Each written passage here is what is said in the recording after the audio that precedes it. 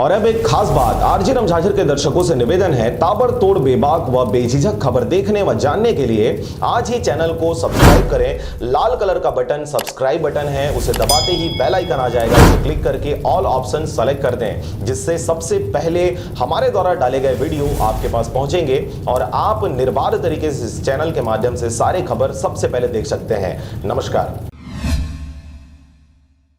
नमस्कार, आप देख रहे हैं आरजे रमझाझर और मैं हूं पुखराज सिंह। पचपेड़ी पुलिस की बड़ी कार्रवाई, पिकअप से गौ तस्करी करते हुए 2 लोगों को पुलिस ने पकड़ा। देखिए खास रिपोर्ट।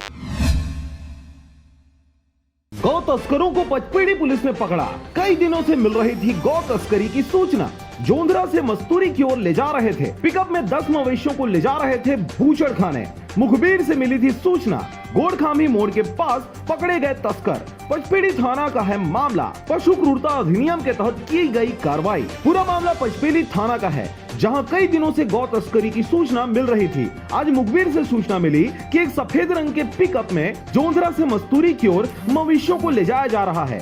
सूचना मिलते ही पचपेड़ी पुलिस ने ग्राम गोड़खामी के पास घेराबंदी कर गाड़ी को पकड़ लिया, जिसमें 2 लोग सवार थे और 10 मवेशियों को बूचड़ खाने ले जा रहे थे। पचपेड़ी पुलिस के द्वारा पशु क्रूरता अधिनियम के तहत कार्रवाई कर उन्हें जेल भेज दिया गया है।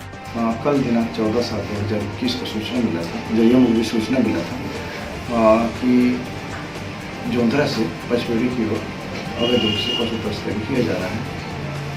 जिस पे तस्दीक किए वहाँ पे तो ग्राम गोडाडी मोड़ के पास बोलेरो में बिना चारा पानी के पशु पलाया जा रहा था, जिसमें 2 नग बछड़े और 8 नग गाय थे, जिसमें पशु क्रूरता अधिनियम के तहत 2 लोगों पे कार्रवाई किया गया है। मस्तूरी से रविंद्र टंडन की रिपोर्ट, आरजे रमझाझर। और अब एक खास बात, आरजे रमझाझर के दर्शकों से निवेदन है, ताबड़तोड़ बेबाक व बेझिझक खबर देखने व जानने के लिए आज ही चैनल को सब्सक्राइब करें। लाल कलर का बटन सब्सक्राइब बटन है, उसे दबाते ही बेल आइकन आ जाएगा, उसे क्लिक करके ऑल ऑप्शन सेलेक्ट कर दें, जिससे सबसे पहले हमारे द्वारा डाले गए वीडियो आपके पास पहुंचेंगे और आप निर्बाध तरीके से इस चैनल के माध्यम से सारे खबर सबसे पहले देख सकते हैं। नमस्कार।